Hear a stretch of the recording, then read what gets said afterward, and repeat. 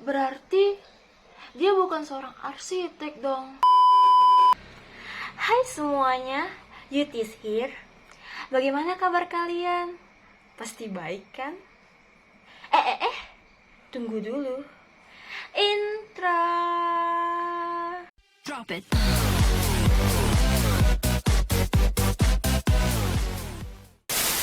Kalian tahu nggak viralnya desain Istana Negara baru yang ada di media sosial? Yang dianggap akan merugikan negara, sangat tidak kreatif, buatan negara asing, dan bahkan merusak nama baik negara. Dan yang banyak beranggapan juga bahwa desain tersebut itu dibuat oleh orang-orang yang sangat tidak profesional. Mari kita ulas faktanya.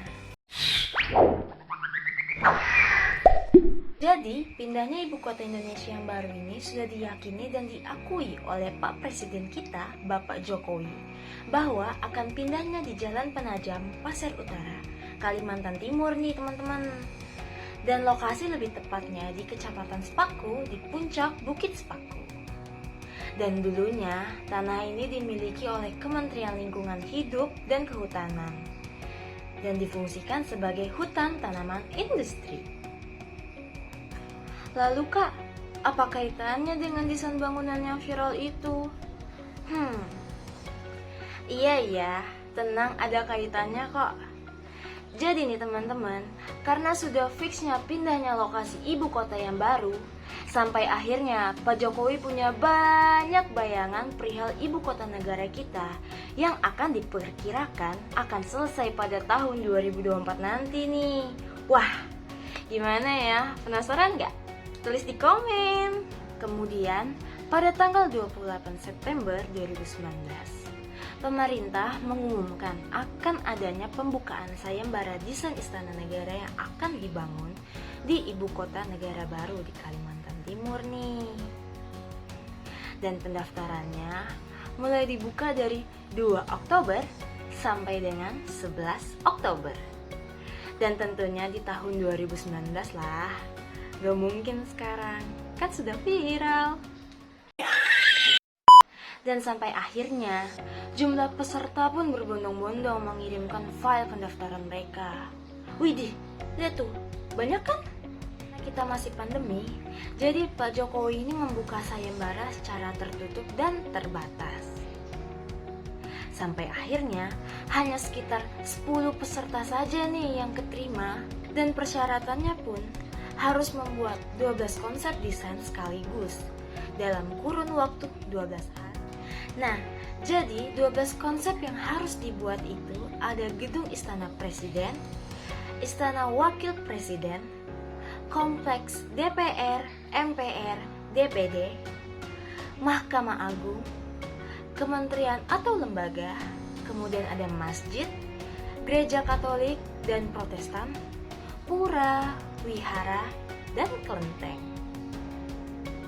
Kemudian, pada tanggal 23 Desember 2019, Kementerian PUPR akhirnya mengumumkan 5 pemenang sayembara gagasan IKN baru nih. Dan pemenang tersebut ialah Ioman Nuwarta dengan bentuk desain gedung yang megah dan memiliki bentuk menyerupai burung Garuda yang tampak gagah sebagai lambang negara Indonesia. Lalu siapa sih Ioman Nuwarta itu? Jadi Ioman Nuwarta ini adalah seorang pematung di Indonesia, salah satunya pelopor gerakan seni rupa baru pada tahun 1976 yang lahir di Tanaban, Bali 14 November 1951 nih. Nah, buat yang nggak tahu Ioman ini siapa? Nah, dia ini orang yang paling terkenal lewat mahakaryanya seperti patung Fatmawati Soekarno, patung Garuda Wisnu Kencana, kemudian ada monumen Jelas Viva Jayamahe. Nah, ini yang buat senang banget sama sejarah atau paham banget sama sejarah pasti tahu nih Ioman Nuwarta ini siapa. Dia emang bukan seorang arsitek nih teman-teman, namun menurut Kepala Bappenas Suharso Monoarfa, Dia memang membenarkan bahwa Ioman ini hanya sebagai seniman patung, bukan seorang arsitek. Tapi dia tidak masalah akan hal itu, karena nih teman-teman, makna dari karya yang dia buat itu sebuah anugerah, dan menjadi keinginan pemerintah yang menginginkan istana negara di ibu kota baru itu bersifat Indonesia sentris dan turut melambangkan identitas bangsa. Nanti ke arsitekturannya silahkan arsitek berpikir mulai dari sisi security, civil engineering, affordable-nya atau tidak. Karena dari bentuk burung Garuda tersebut sudah sangat memperlihatkan identitas bangsa. Gitu sih katanya teman-teman. Dan tidak lama kemudian nih, Pak Presiden kita, Joko Widodo, juga mengangkat bicara melalui laman Instagram resminya. Dan dia menegaskan, desain istana negara yang dibuat oleh Nyoman Nuarta itu merupakan pradesain yang syarat dengan unsur filosofi di lambang burung Garuda. Sebagai persatuan bangsa sesuai semboyan Bhinneka Tunggal Ika nih. Menurut kacamata arsitektur, Ioman ini lebih ke arah metafora harfiah. Kenapa bisa bilang seperti itu? Jadi, karena dia mengambil sebuah konsep yang tanpa dilogiskan, lalu langsung mentransformasikannya menjadi sebuah bentuk bangunan dengan filosofi yang kental tentunya. Dan jika kita lihat lagi dari segi struktural, istana ini dibentuk dengan memadukan ilmu seni, sains, serta teknologi di dalam bentuk bangunannya. Kemudian sedangkan dari segi arsitektural, dia menerapkan dalil-dalil sains untuk menemukan unsur-unsur presisi, daya tahan, dan kekuatan. Untuk nilai estetiknya, dia menggunakan framing nih teman-teman, yang membangun citra keindahan, keteduhan, kedamaian, serta prasaudara dalam perbedaan nih. Ini ya teman-teman ya, aku jelasin lagi.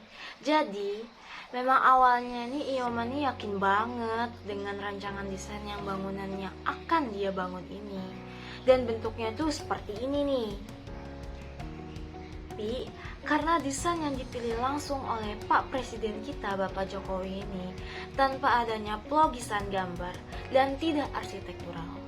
Oleh sebab itu, Pak Presiden menyuruh Ioman dan tim untuk memadukan sebuah desain awal yang awalnya ini pure mahakarya ya teman-teman, dan diubah menjadi sebuah bentuk bangunan yang bisa dihuni dan sudah termasuk dari konsep awal dan planning di awal tadi. Nah, seperti ini.